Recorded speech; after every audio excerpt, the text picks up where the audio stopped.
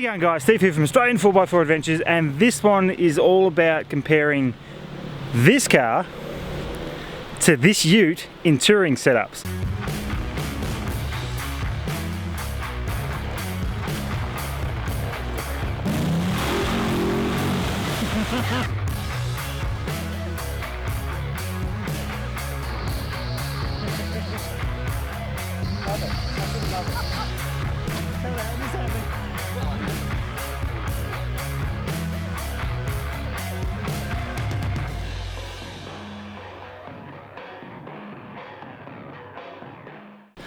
So had a couple of queries about what's going to be the best setup for touring based on a wagon or a ute. What gives you better storage, what gives you better usability, the cost differences, the GVMs, all of the little details, trying to cover all the little details for you on what's better for your setup, what I prefer on my setup, why I went for a wagon, why Tommy went for a ute, and what's going to be best for touring versus even the high country touring that we do is different to touring what they'll do in Queensland, because they're mostly on the beaches and just doing soft roading stuff, because all those Queenslanders are a bit, you know. And I'll just watch all my subscribers from Queensland just unsubscribe. No, it's all good. I still love you guys. I'm coming up there at Christmas time. I'll see you soon. So just going to really try and do a comparison between the two now. Couple little challenges between us on how to set up and who can do it the quickest, and then a couple of more finer details on why these things are set up differently and how they work as well. And we're going to run through the different types of setups you can do. So first off, let's look at mine. So my setup is obviously in back of the wagon. You would have seen my custom build of my drawers that I've done on my YouTube channel. If you haven't, go check it out. It's a really cool video on how to build your own drifter style drawers. These are on Teflon slides, so they slide beautifully. Nice little video, go watch it. Like and subscribe while you're at it. No, anyway, so I've gone with this setup because it's the best use of space for what I want in my camping setup. I went with the fridge down low because my wife is relatively short and she could never reach anything at the top anyway. It also meant that I didn't have to have a drop slide, which reduced weight for me. Everything was a bit nicer. I've got a 87 litre dual zone my Coolman fridge. I like it, it's a good fridge, whether you agree with it or not. It's worked for me, it's pretty cool overall. Being the dual zone, obviously you can have fridge one side, fridge both sides. Just chocolate and alcohol in there really. Like any good camping trip. No alcohol left in there. That was some of George's. You drank it all. No, I drank all mine last night. Things nice and warm. It's so warm. Obviously with this one as well, I've inbuilt the table. So I don't have to worry about carrying an extra table inside the car at all, because it's all integrated in. There's less things I have to carry. Obviously I am limited a little bit on table space because I'm down to this. I've got a little bit on the tailgate I can use as well, but it also means if I want to open that bottom drawer, I have to move the stuff out of the way. So there are limitations to what I've got here. I've also got a little leg that goes under this to stabilise a bit more, but for general quick roadside stops, that's it, I'm done. Ready to have lunch pretty much as we are. So for me, inside my drawers is basically where everything else happens. So I've got my induction cooktop, frying pan. Underneath all that is cleaning stuff, gloves, tea, coffee, jet boil, everything else is all in bags. These are the Calmate bags, low profile, so I can stack too high inside the drawers. Everything stacked away in bags for me is key to help keep things organised. A couple of extra lights, obviously oil, sauces, salts, peppers, all that sort of condiment stuff in there. Cutlery roll, for me that just works best because it's compact, you can have as much as you want in there. Works really nice. Extra lights, and of course, my toaster. Why don't you have an off-road tapping sticker? Right there. This is what happens when you go camping with George. What is this? Look at that. It's a little bit wonky. I think he's going to pull it off. Yeah. Wait, the sticker or something else? Alright, so now the interruption after George. So that's essentially my pantry setup and cooking setup for everything. Everything I need is in that one drawer right there to do all the cooking. In the top drawer is more the tools and utensils. So I've got lights, power cords, tie downs, silicone sprays, bug sprays, all the tools, all the accessories, pegs, everything else. First aid kits is basically up in this top drawer here. A lot of that stuff probably doesn't need to be there, but this is also a daily drive for me and I use it for work, so some of those tools get used for work, so that's sort of constantly in there all the time. Does mean there's a fair bit of weight in the car though. In the same note, they slide really nicely. Up on top is where all the rest of the storage goes, so chainsaw bag, generally a couple of chairs in there, and then some soft furnishings up to sort of pack it all in nice and tight so it doesn't go anywhere. Down the sides of the drawer sets, extra jumpers, all the bits and bobs. You can see my charger up there at the end, and then everything else sort of just gets stuffed down there to keep it out of the way. On the other side, same thing, stuffed all the soft furnishings down there, and my inverter up the back there to run all the induction cooktop, air fryer, all the rest of the stuff. Travel buddy pointing forward, so I just pull the headrest off of the side seat there. It acts as two things. One, I don't see it when I'm driving around, so it sort of just makes things a little bit more aesthetically nicer in the car, out of sight, out of mind. Also means that the door can never come open, because if it does, it just hits the back of the headrest and it doesn't go anywhere anyway. So I don't end up with a pie in the back of my head. That's a bonus. Lighting wise in here, I've got an LED strip light that runs across the top here with a little remote control. So I can turn that on and off. I can also change the colours to whatever I want. So at night time you can change it to orange, keeps all the bugs down. It's also a nice little ambient light. Rather than having a bright white LED, it sort of just gives you a better feel around camp. Doesn't blind you when you're standing at it. It's just nicer overall. Also with the Raslar rear bar, I got the pole light, one facing either way. So I can have this light facing out for setting up camps and whatnot, whether the wheel's open or shut.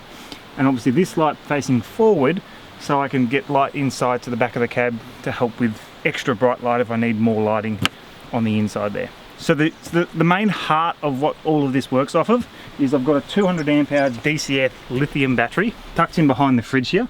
So that pretty much runs the entire setup for me. Runs through the EnerDrive DC-DC 40 amp plus charger. So it's putting in just over 40 amps worth of charge as soon as you start the car up. It's also got a 300 watt solar panel up on the roof.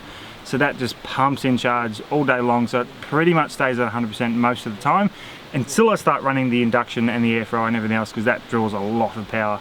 But with the big solar, it keeps up with it all and it does the job for me. So for me, this is sort of a long-term solution for off-roading that I don't have to go to civilization for.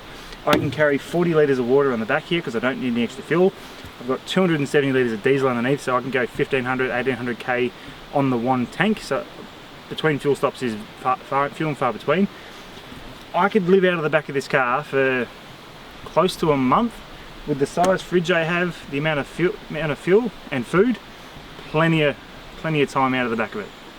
Also with the back of a wagon, shelter is always going to be a big thing. Obviously, specifically with a 200 series, there are other wagons on the market, so the GUs, the GQs, those type of cars don't have a lift up back door. A 270 awning is fairly critical for a wagon setup like this because it gives you shelter across the back of the car. You can have all this stuff set up, no rain gets in. It's rained pretty much all this weekend we've been away so far.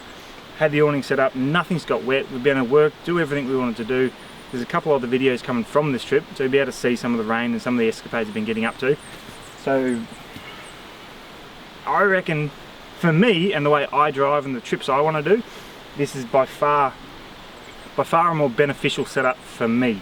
I do a lot of, I wouldn't say hardcore four-wheel driving, but substantial four-wheel driving. So having a longer ute tray and everything else where departure angles can be a little bit tricky. It's a bigger tray to get through some of the tracks. It's harder to park in car parks and shopping centres and whatnot. For me, as much as this is a big car, it's still relatively manoeuvrable with a whole lot of stuff inside it. Yes, I think there's a bit of a compromise on overall volume of space because obviously in a canopy you're gonna get more space. But the question is the benefit of the canopy outweighing the fact that I can probably go further because I've got a more manoeuvrable car? That was my question that I had to myself. The type of stuff that I do, the high country stuff, which is all tight tracks, this was it for me. Alright, so that's my setup. That's how I like it. Now it's time for Mr. Tommy Lincoln to start doing his thing. So he has got a, what year's your car? 2019 SL Navara. 2019 SL Navara with one hell of a canopy setup on it. So I'm fighting an uphill battle here. This is going to be a good one. So I'm going to let Tommy speak for this one, and it's not my words, it's all Tommy's opinions. So just enjoy and just what's this? So first of all, I'm a 50-50 setup, so I'm a chippy by trade, so I have to carry my tools every day. It's my daily drive, it's my work car. So on this side I've got my tool setup, which is about maybe a third or half of my tools that I carry usually. So I've got all my cases. It's a bit messy at the moment. You know, all my power tools, gas cooker, got lights in here as well just to light it up so I can see myself in the morning. Up here I've also got just extra storage for things like socket sets, drill bit cases, masks, angle grinding discs, everything in here. So you try to use as much space as possible as I can. In a canopy, I think the best thing to think about is maybe using storage from the top to bottom. If you think about using up from bottom to top, there usually ends up being a bit of dead space at the top. So that's what I've tried to fill there by getting as much out of it as I can. So that's essentially my tool side. You know, try again using as much space as I can. I've got a whole bunch of batteries sitting on the back wall here. Coffee machine. That's obviously a work need. And then yeah, just all my tools and use as much space as I can. So working around the back, obviously spare tyres on the back of the car, not underneath, because I'm allowing as much room underneath the car as I can. So I can fit, you know, big water tanks, long range fuel tank, air compressors, air tanks, all that. But the amount of space I've got underneath the car, that can all go there, which is kind of the main reason why I went for the tray as well, because I wanted to use as much space out of the canopy as well as in the canopy. Obviously roof rack on the top as well allows me extra platform on the roof to really allow me to take a lot more stuff. Come around the side, so this is my kitchen side. Obviously passenger side is usually the side that most people run their kitchens on. For me, it was definitely for roadside stops as well. Awning up here, 270-degree awning, works perfect for my canopy setup, being the main hub of the car around this area. So opening it up, all on gas struts obviously. I've got my 85-litre fridge. Stand-up fridge in a canopy I think is definitely the way to go. When you have your chest style fridge, you seem to encroach on the other side too much, which obviously is limiting space on the other side of the canopy, as well as having to set the fridge back so far for the doors to close. And also the added cost of drop down slide, the added weight of a drop down slide really starts to add up. So for me, this is really where I spend most of my time at camp. I've got my pantry set up in here, little slide out drawer. There we continue onto my table extension. So this is somewhere where we usually spend most of our time cooking. This is a setup which is changing soon into a more sort of elaborate setup, but for the moment this is the main setup we've gone for. And from here, just another added extension that I've done myself is just another table which then sits on the leg. So when it comes to table space or tray space or kitchen space in general, I feel like a ute definitely has a lot more usable space we can use. My pantry, that's where all the pots and pans and food sits. That's always going to be out when we're cooking anyway, so that's always out. Table extends and we've got another extension on top of that. In terms of the top drawer, that's usually where I keep all my car stuff, work stuff. So I've got a whole bunch of tie downs, ropes, ratchet straps, gas bottles, EPIRBs, what else? A couple pots and pans in here. Just a whole bunch of stuff. It's kind of like my man drawer essentially. I've got everything I really need in here, which is useful for keeping stuff out of the way and packed up nice and neat. I wanted, when it came to setting up the canopy, I wanted space where I could just sort of put some stuff. So for me, this is where my camera stuff goes. So I put my camera bag up here, and just general bulky stuff that doesn't fit in the drawers. So if you have any big items of food or something like that, that can just sit up here. Also houses my travel buddy. So that's just a by 12 oven, which is perfect size for what I need. And up here as well, I've also got, similar to Steve as well, with my DC Energive DC 40 amp plus charger. So that charges the batteries. 2000 watt inverter with AC in and out, so I can charge the car through 240 as well as use 240 accessories off it. Hooked up to that is my 120 amp hour lithium iTech battery, which runs all my 12 volt accessories. 85 litre Bushman fridge. For me, I've come from a chest fridge in the past. I had a 38 litre Jayco. I've also got a 70 litre Jayco at home. I've found getting used to this was hard to begin with, but once I'm now used to it, I mean, I find this so much more economical for packing, storage wise. It's so much better for me. A little freezer up the top, got some party pies in there, ice tray, can keep stuff frozen. And yeah, for me, a stand-up fridge and a canopy is definitely the way to go. It just doesn't take up as much space. All of my 12-volt system, which pretty much covers that size behind the fridge, is all behind there, out of the way, out of mind, and it just keeps it a lot neater. Insulation obviously is a big thing when it comes to aluminium canopies. The heat obviously during summer really starts to really get to the canopy. So I've got from some foil board at work, which I've spray painted black. I've chucked that on the canopy. Obviously being black, it does get quite hot, so that keeps things cool inside the canopy. There's also a fan which is on a temperature sensor behind the fridge, which then cools all the electrics and stuff down during the hot times, or if the oven's on, it gets hot, they'll kick in at a certain level and start to circulate some air to get it cooler.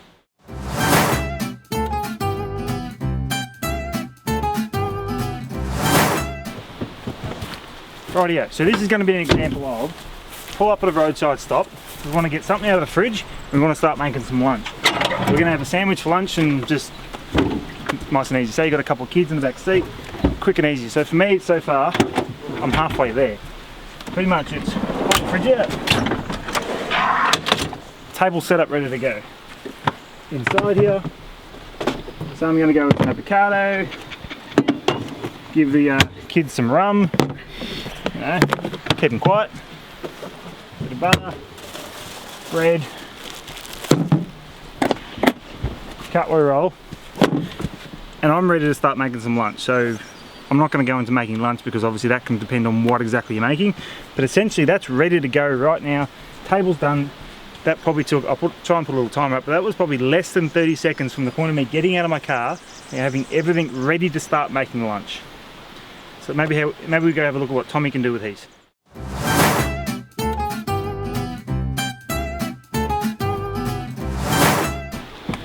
Alright, I'm a bit hungry after pulling Steve out of a bog hole because he owns a 200. I'll quickly set up some lunch. Open the canopy. Pantry out. Table out. Plate. Couple of rolls. Knife to cut the stuff up, jump in the fridge, avocado, that as well, why not, and a bit of butter, and we are pretty much good to go. I'd say that's probably line ball for both of us being pretty much exactly the same. So I don't think that speed is going to be a factor in either of our setups. I think the biggest part is probably going to be how the fridge gets used. Yep. And you've got a hell of a lot more overall volume of space than I do. But granted that, I mean, you probably have a little bit more in your drawers. Yep. But I've only got half the space of my canopy being used. Yeah, you've got a whole other side. So you could put just a separate box just on one side, that one side to carry the rest of the stuff. Or I could have more drawers, in the other side as well. So when it comes to the fridge, obviously the upright fridges aren't sort of a half and half. So I've only got a small little freezer compared to a fridge. So if you're going away on a long trip and you're freezing some items or whatever, I obviously can't run that. I can, fit my other fridge on the other side if really need be, but again, that means just another fridge I need to get. Yeah, because I've got, my split is like 37 and 45 or something like that for things. So I can have, say, a 37 litre freezer for plenty of frozen food. And then the other side's purely fridge for drinks and condiments, avocados, whatnot. Fireball, apparently. Bloody Fireball. That's George's, by the way. So I think that's probably a benefit of the chest freezers. Also, there's an economical thing between chest freezers versus upright freezers. Upright's obviously probably a little bit more user-friendly because things don't fall on top of each other, but they use more power. As soon as you open the door, all that cold air just seems to rush out. Yeah, for sure. All right, so there's a compromise between both. Yeah, definitely. I mean, you go to your chest fridge, you got to reach down and try and find what you need. My fridge, it's just there, it's all in your face, ready to go, but opening that, a lot of the air just comes out straight and it's turned on now just straight away after opening it. And there's always the compromise between the two, between the chest and that. So, and I've never had an upright to know, so but you've had both. I've had both, I'd prefer that.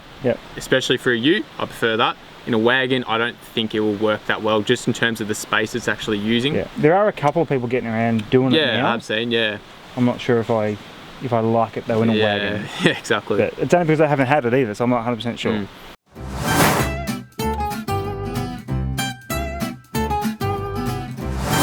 I posted up on Instagram a question about what people want to know about the comparison between a ute and a wagon setup. So we've got a couple of questions that came in. Some of them are really cool. One of them, which I thought was the most important one, George wanted to know if he could run his electric dildo off of our electric setup. The answer is no, nothing can run something that big. We need like a 5,000 watt inverter, George. No. 5,000 kVA. So anyway, so now then to the serious questions. People, probably the biggest one I got asked was price difference between the two.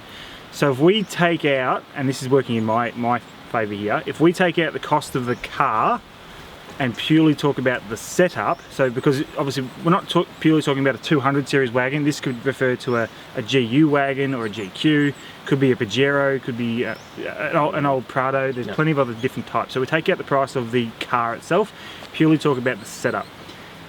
The wagon setups are vastly cheaper because there's less to do.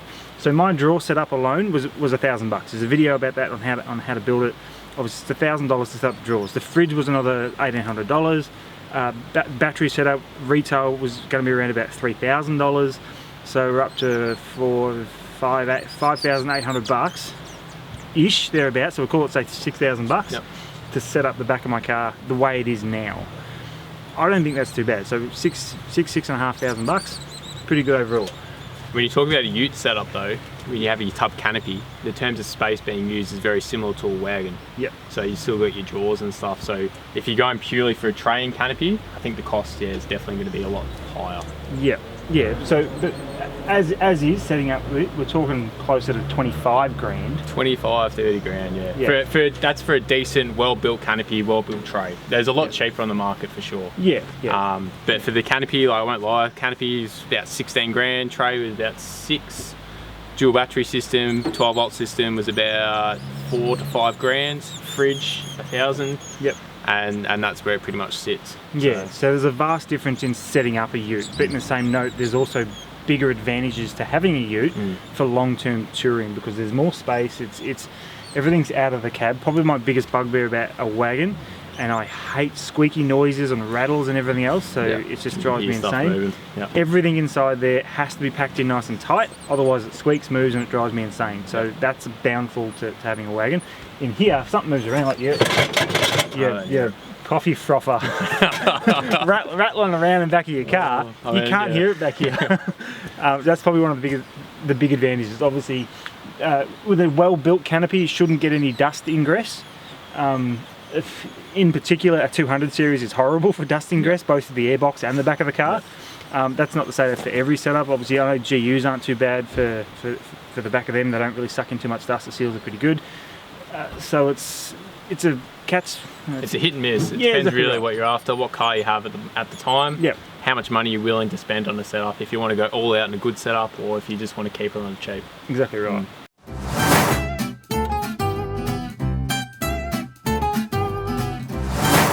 Got an alternative to the setups on cars. So obviously we've got the ute set up here, we've got my wagon set up over there with just the rear of the car set up with the rear seat still kept in. I've got a 15-month-old, so I have to have a baby seat in the back of the car. There's alternatives to that though. So we've got Pat from Offroad Lens here as well. He's got his GU Patrol with the rear seats taken out, and his entire touring setup basically takes up the entire back of his car. It's just an alternative for long-term touring inside a wagon. So let's have a quick look at that one. Alright, so I've got Pat here behind me, and he's going to quickly run through his setup using the entire back of his car from back all the way to the front driver's seat. So I'm going to let Pat explain it. Yep, so because it's just me and the missus touring around the country, this is mainly set up for touring. So I've actually got the rear seats out, so it gives you a lot more storage space. As you can see, I've put the fridge here, made a platform for it. I've taken it out of the back, which obviously you don't really want a lot of weight back here, so it puts the weight more central as well. So I've just got drawers and like kitchen set up in the back, and then you just come around here to the fridge, and that also provides a lot of storage under here. So all your little bits and pieces, recovery gear, tools, whatever, can just go under there, and you're all sorted. And then on the other side, I've actually got another platform that we'll show you. So on this side, obviously seat out as well, I've just made it Another simple platform here, holds the chainsaw nice and neat, tools under there, bucket, whatever else under there, shoes, all the lot. And then up on here I would have normally 2 containers, so we run containers for our clothes instead of bags. We just find it's a lot easier, but yeah, this platform would be for the containers of clothes, camera gear, gas bottle, blankets, whatever else. So that's just a different way of sort of setting up a wagon compared to a ute. So the rear seats is mainly just a fridge and all other storage, and this is sort of just the cooking area. So obviously you've got the drop table down on the side there, whole drawer full of food that'll hold 2 weeks of food easy, and then just all cooking gear, oils, pots, pans, coffee cups, paper towel, and then this one's just all the other smaller utensils. So everything has a spot. You got your spices, oils, wipes, knives, little jet boil thing in there, all the cleaning gear, and yeah, that's the way you can sort of set up a wagon compared to having the seats in. So we don't need the seats in because don't obviously have kids, and obviously taking them out gives you a lot more storage. All right, so that's our comparison. Hi, George. Hi, Steve. So that's our comparison between the ute setup, a wagon setup with the seats, a wagon setup without the seats, and what we think and how we use the cars overall. Obviously there's going to be different setups, there's going to be different budgets to that. Some people are going to go 30,000 bucks, I can't spend that, no way in hell. But there's, as Tommy said, there's different ways you can do it. Same as mine, 7 grand for setting up the back of a car. There's different ways you can do it. Pat said he's up on a nice budget, he's done most of it himself, and it's actually really good. So you don't have to spend big money to do any sort of touring. You don't even need any of this stuff to do any touring. You just need to get out there and do it for one. But if you want to make it nice, do this. Anyway, so if you've got any questions, comments or anything else, chuck them in the comments down below. Don't forget to like and subscribe, press that little bell for notifications, and as always, I'll see you in the next one.